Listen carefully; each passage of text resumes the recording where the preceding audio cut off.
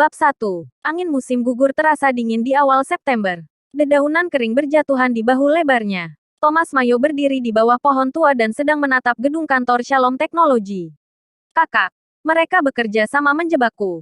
Aku tak bisa lagi melawan mereka. 2 bulan sebelumnya, rantai modal Shalom Teknologi telah putus. Pemimpinnya, Scott Mayo, dibebani utang yang sangat besar, 1,2 miliar dolar.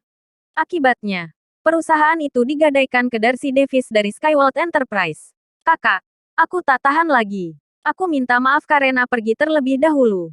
Pada tengah malam, Scott melompat dari atap gedung dan tewas di tempat. Seorang pemuda berbakat dari dunia korporat pada zaman ini tewas begitu saja. Setiap orang dengan jelas tahu masalahnya. Arena bisnis itu layaknya medan pertempuran. Scott hanyalah sosok korban yang menyedihkan. Dalam hembusan angin dingin, Thomas menarik napas dalam-dalam dan mengangkat kepalanya untuk melihat bintang-bintang yang bersinar di langit. Sen, aku minta maaf karena aku terlambat. Tetapi jangan khawatir, aku akan mendapatkan semua orang yang menjebakmu dan mengubur mereka di sebelahmu. Selama 5 tahun terakhir, Thomas bergabung dengan pasukan militer perang di pantai barat. Wilayah ini sedang dilalap api peperangan. Dia memulai dari posisi rendah dan lewat keberaniannya dalam membantai musuh dan menang dalam banyak pertempuran. Akhirnya dipercaya menjadi komandan batalion. Seorang dewa perang yang disegani. Kini, dia telah kembali. Di gelapnya malam, sesosok suram muncul dari kegelapan dan memberikan sebuah buku biru kecil kepada Thomas.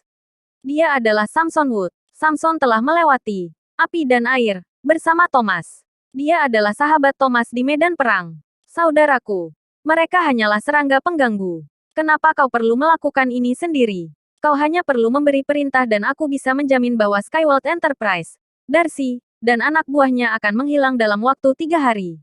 Thomas menggelengkan kepalanya perlahan. Ada hal-hal tertentu yang harus aku lakukan dengan tanganku sendiri. Oke. Samson memiringkan kepalanya dan Thomas merapikan kemejanya dan berjalan menuju gedung Shalom Teknologi yang tidak jauh dari tempatnya. Saat dia hendak memasuki gedung, seorang lelaki tua dengan punggung bungkuk dan tas di punggungnya sedang berjalan keluar. Orang tua itu berlari ke arah Thomas.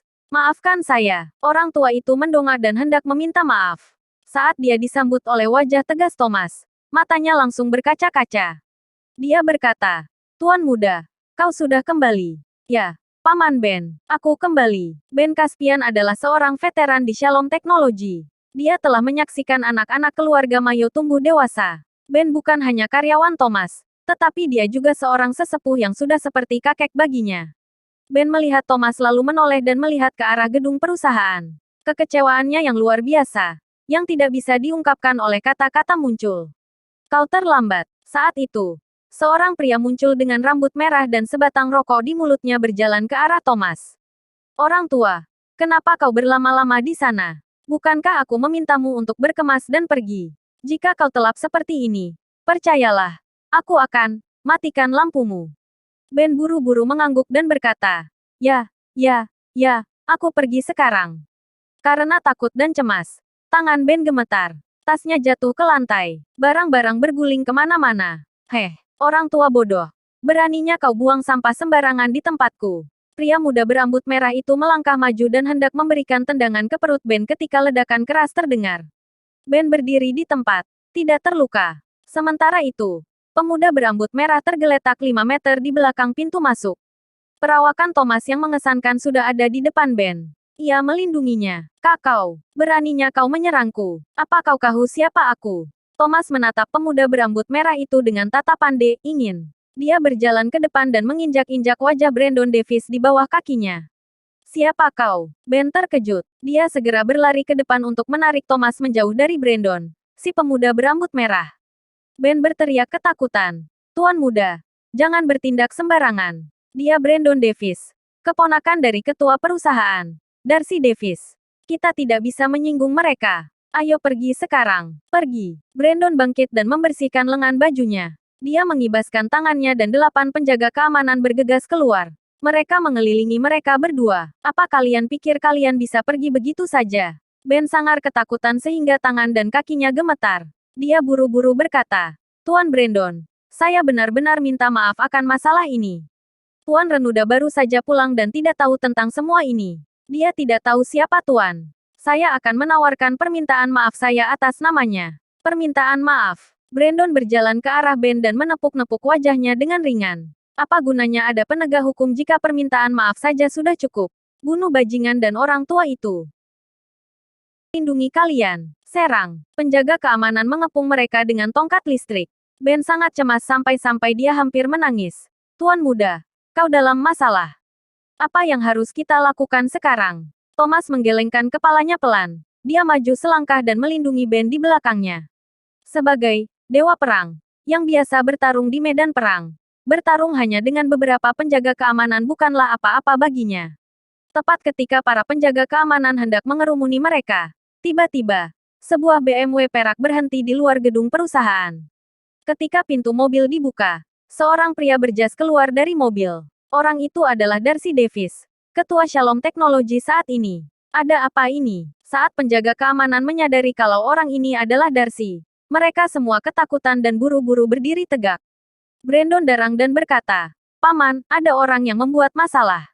Aku akan memberi mereka pelajaran."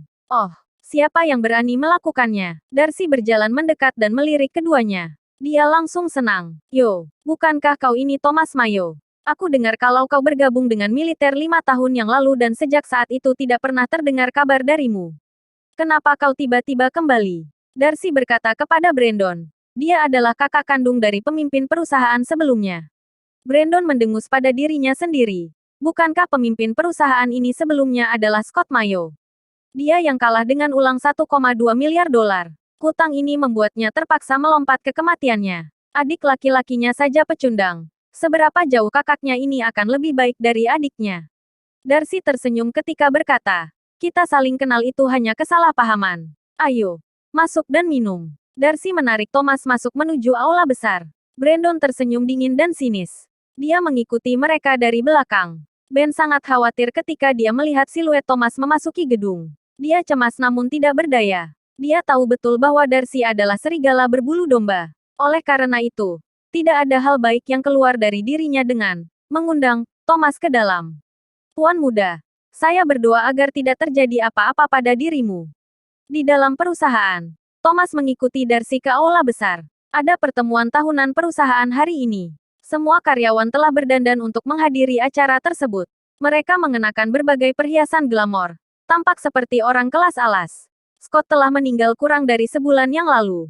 Akan tetapi, mereka semua sudah lama melupakannya. Mereka bahkan menikmati hidup mereka dengan kegembiraan yang luar biasa. Darcy membawa Thomas ke atas panggung. Dia mengepalkan tangannya untuk memberi isyarat agar orang-orang diam. Setelah itu, dia menggunakan mikrofon dan berkata sambil tersenyum, "Semuanya, tolong luangkan waktu kalian sebentar. Aku ingin dengan sungguh-sungguh memperkenalkan kalian semua kepada orang di sampingku ini. Dia adalah Thomas Mayo, kakak laki-laki Scott Mayo, yang merupakan mantan pemimpin perusahaan yang berhati, ayam, dan tidak berguna. Orang yang melompat ke dalam kematian sendiri." Orang-orang di bawah panggung memandang Thomas dengan tatapan menggoda. Brandon bahkan menyeringai lebar dan memimpin orang-orang ini untuk bersorak.